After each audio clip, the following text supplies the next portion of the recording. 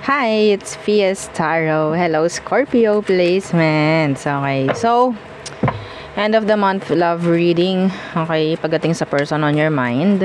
Okay, so syempre, before tayo mag-start, kung hindi ka pa nakakapag-subscribe, please do subscribe and hit the notification bell para lagi po tayo maging updated sa mga mangyayari pa lang. Okay, so yeah, kung may mga tanong, just message me sa aking FB page for more info.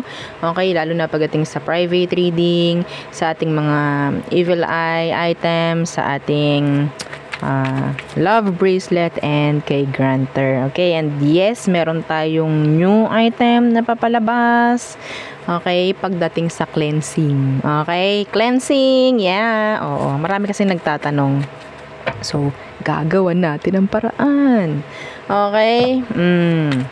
So, again, Scorpio. Some of you might be dealing with a Leo. Okay? Yeah, Leo. So, yeah. Scorpio, who is the person on your mind? The person on Scorpio's mind. Anong meron dyan sa kanya? Anong meron dyan sa kanyang, sa taong yan? Anong meron? Scorpio? The Four of Cups is are they ignoring you? Some of you talagang iniisip mo tong taong to. Oops. The Three of Pentacles in reversed. May chance na hindi mo makita yung totoong emosyon nito sa'yo. Pwedeng nag-overthink ka na. Pwedeng sabihin nating may doubt ka, no? Pagdating sa emosyon niya for you. May doubt ka. The Two of Cups. The Two of Cups. Yes. Some of you, this is mutual. Okay, pero yes, bakit ganon? Yeah, ang nakuha ko kasi is masyado kang pinag-iisip ng taong to, parang hindi maging mutual or equal. Okay, yung pinapakita niya sa'yo. Some of you, napaka-toxic niya. Actually. Okay? Iba rito may mga third party. Because of the Three of Pentacles. Anyway, hindi yun para sa lahat. Okay? Masyado kang pinag-iisip ng taong to, actually. Yeah.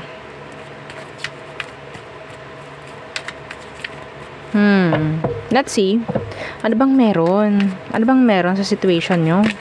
Anong meron sa sitwasyon nyo, mga Scorpio? The Six of Pentacles in reverse. So, yeah. I think ito yung energy ng one-sided. Okay, one-sided connection, one-sided relationship. Why? Why the Six of Pentacles in reverse? The Two of Wands in reverse. The Ten of Wands in reverse. Someone is making all of the above. all the actions, no? Parang ganon. And then the other one is sabihin nating relax lang. Okay? So, yun nga. Makakaramdam ka na bakit ganon? Parang hindi totoo or parang hindi ko nararamdaman na pareho kami ng nararamdaman sa isa't isa. Parang ganyan. Okay? Follow your intuition, some of you. Oo, meron kang idodrawing na sa isip mo kung bakit. Yeah, okay? Iba sa inyo, hinihintay mo na magsabi ng kung ano man itong taong to. May intuition ka Oo, sumisipa yung intuition mo pagdating dito sa kanya. Okay? Some of you, alam mo naman na yung totoo, pero gusto mo marinig pa rin sa kanya kung ano yan. Okay? Para sabihin natin tama pala. Parang ganon. Gusto nyo lang marinig.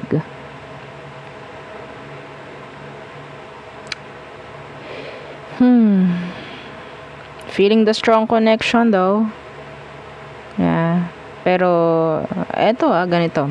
Nararamdaman mo na parang parang siya yung para sa akin, or sabi ni ganto siya daw yung soulmate ko, or sabi ni ganto siya daw yung twin flame ko, mga ganyan. Pero bakit ganon, hindi kami pareho, or hindi ko maramdaman na siya yung soulmate ko, na siya yung twin flame ko?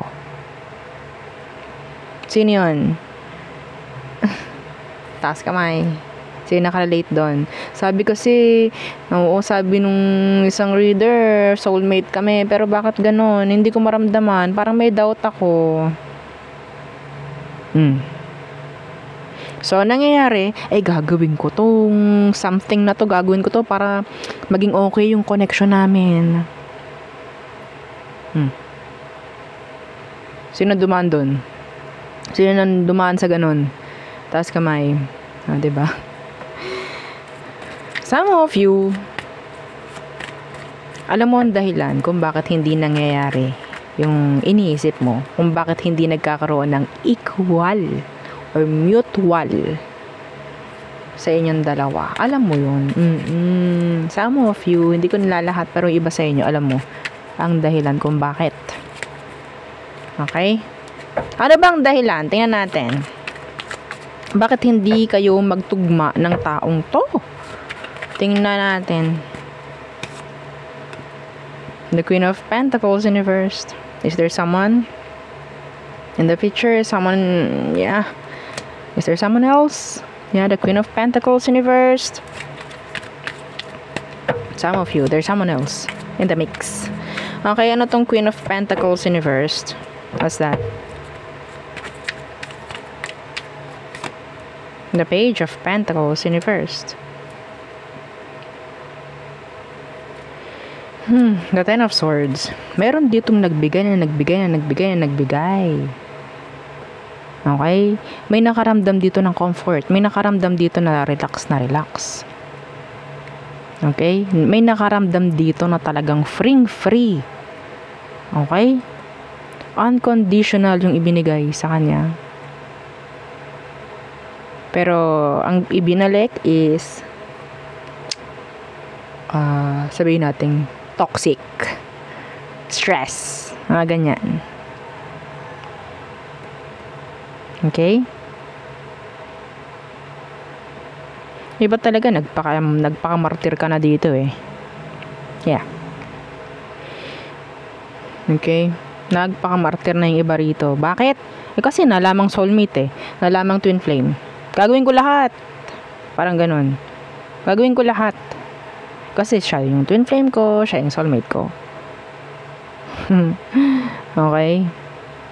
Mostly, sa mga soulmates, sa mga twin flame, hindi talaga nag-end up yan. Hindi talaga nagkakatuluyan. Yun ang masaklap na katotohanan. Okay? Hindi porke twin flame mo, hindi porke soulmate or whatsoever. Kayo na. Ha? Hindi yung totoo. Okay? Ang totoo niyan, kapag nakita mo yung twin flame or soulmate mo, talagang ang daming conflict. Talagang ang daming problem. Swerte nyo na kung kayo magkasundo or kung kayo ay mag-end up talaga together. Swerte mo na. Okay? Ha? Okay. So, ano ba yung kanyang emotion for you? Tingnan natin, Scorpio. What is their true emotion? The Seven of Swords. It's hidden. Yeah, it's hidden. Why? Some of them, they're being sneaky. Andyan yung pagiging sinungaling. Okay, may mga nakatago.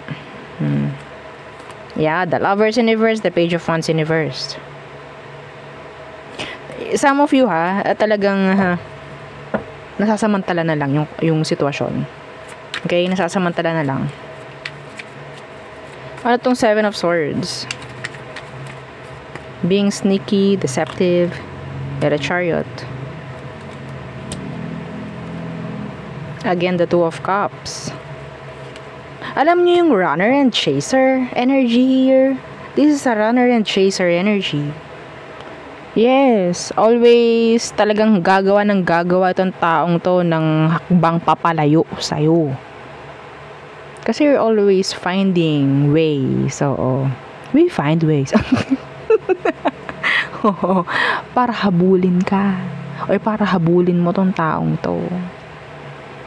Yeah, the runner and the chaser. Actually, pag strong connection, laging ganun. May runner at chaser. I don't know why. May challenge kasi na ibinibigay si universe every time. Okay? Yeah. Soulmate. The Two of Cups. Or her twin flame. I don't know. Kasi for me, the lovers, yun ang twin flame. Soulmate is yung Two of Cups. Okay? For me, yung lovers, sabihin nating connection lang siya through physical. Okay? Pagdating ng Two of Cups, it's a connection through emotion. Magkaiba po yun, ha? Okay? Magkaiba yun. Yeah. Okay. So, tingnan natin. Ano bang meron?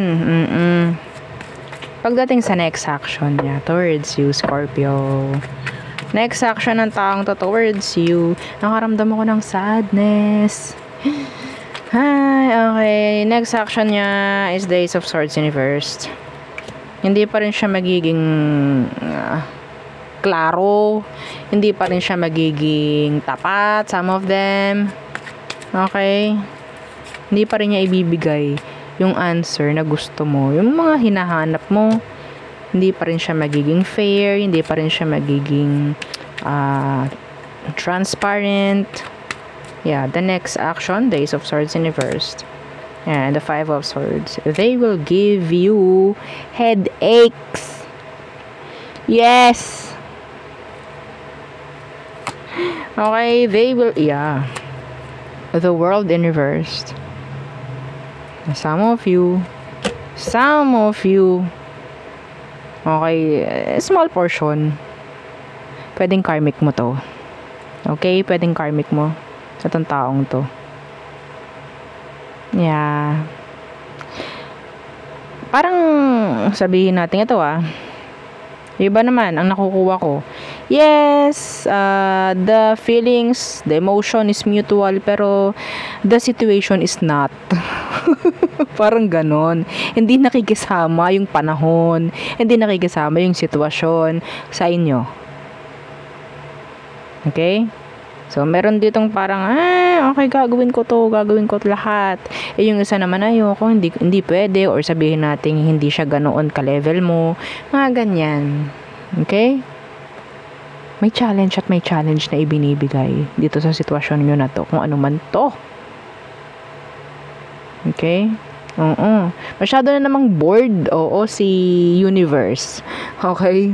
At binibigyan tayo ng ganito. Na connection. Ha? Minsan may pagkasutil yan si universe. Yeah. Ay, matingnan nga ito. Mabigyan nga ng ganito.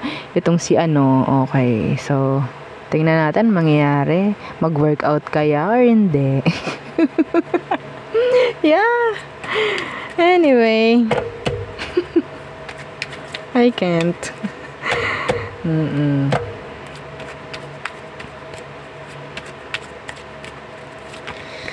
Okay. Ano ang outcome/advice for Scorpios? Okay, the Knight of Cups.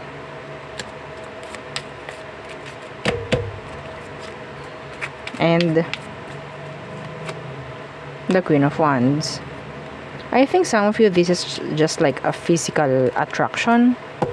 Okay? Some of you, this is just a short term.